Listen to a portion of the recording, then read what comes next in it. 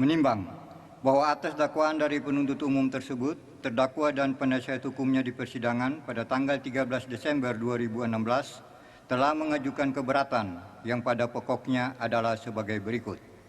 Keberatan terdakwa. Menimbang bahwa terdakwa di dalam nota keberatannya pada pokoknya mohon agar majelis hakim memutuskan menyatakan dakwaan saudara jaksa penuntut umum tidak dapat diterima atau batal demi hukum karena tidak ada niat terdakwa untuk melakukan penistaan terhadap umat Islam dan penghinaan terhadap para ulama dengan fakta-fakta sebagai berikut. 1. Bahwa apa yang terdakwa utarakan di Kepulauan Seribu bukan dimaksudkan untuk menafsirkan surat Al-Maidah 51, apalagi berniat menista agama Islam, dan juga berniat untuk menghina para ulama. Namun ucapan itu terdakwa maksudkan untuk para oknum politisi yang memanfaatkan surat Al-Maidah 51 secara tidak benar, karena tidak mau bersaing secara sehat dalam persaingan pilkada. Dalam hal ini bisa jadi tutur bahasa terdakwa yang bisa memberikan persepsi atau tafsiran yang tidak sesuai dengan apa yang terdakwa niatkan atau dengan apa yang terdakwa maksudkan pada saat terdakwa berbicara di Kepulauan Seribu. 2. Bahwa sebelum menjadi pejabat, secara pribadi, terdakwa sudah sering menyumbang untuk pembangunan masjid di Belitung Timur, dan kebiasaan ini tetap terdakwa teruskan saat terdakwa menjabat sebagai anggota DPRD tingkat 2 Belitung Timur. Dan kemudian, sebagai Bupati Belitung Timur, terdakwa sudah menerapkan banyak program membangun masjid, musola, dan surau, dan bahkan merencanakan pembangunan pesantren dengan beberapa kiai dari Jawa Timur.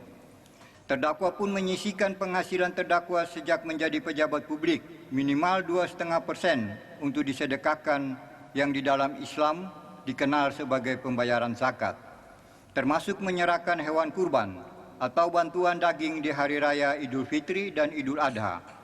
Terdakwa juga mengeluarkan kebijakan-kebijakan, termasuk untuk menggaji guru-guru mengaji dan menghajikan penjaga masjid, musola, marbot dan muadzin, dan penjaga makam. Ketika menjadi Gubernur DKI Jakarta, terdakwa juga membuat banyak kebijakan, di antaranya kebijakan agar di bulan suci Ramadan, para PNS dan honorer bisa pulang lebih awal dari aturan lama jam 15 waktu Indonesia Barat, terdakwa ubah menjadi jam 14 waktu Indonesia Barat. Agar umat muslim dapat berbuka puasa bersama keluarga di rumah, sholat maghrib berjamaah, dan bisa tarawih bersama keluarganya. Terdakwa juga ingin melihat Balai Kota mempunyai masjid yang megah untuk PNS, sehingga bisa melaksanakan ibadahnya ketika bekerja di Balai Kota. Karena itu Pemda membangun Masjid Fathahillah di Balai Kota. 3. Bahwa pandangan terdakwa tentang surat Al-Maidah ayat 51 telah ditulis dalam bukunya yang salah satu subjudul dari buku terdakwa yang berjudul Berlindung di balik ayat suci. Berlindung di balik ayat suci. Ditulis pada tahun 2008, isinya sebagai berikut.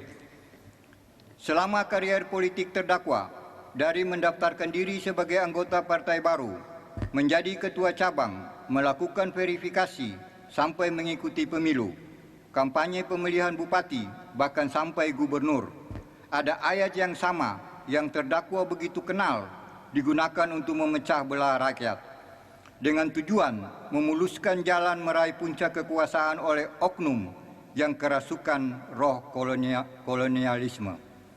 Ayat ini sengaja disebarkan oleh oknum-oknum elit karena tidak bisa bersaing dengan visi misi program dan integritas pribadinya.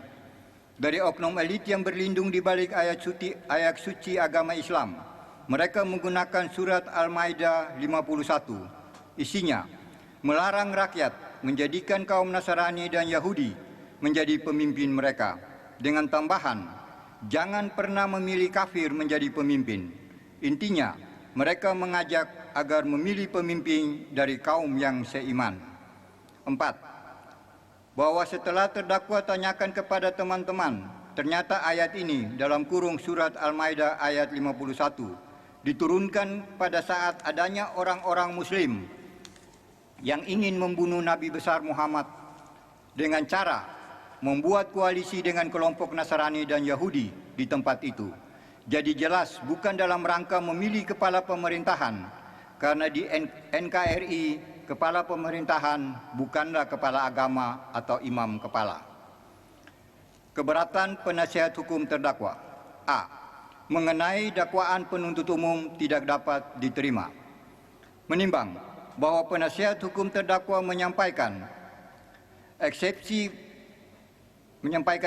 bahwa surat dakwaan tidak dapat diterima. The officer van justisi is need on van correct. Dengan argumentasi hukum atau legal reasoning.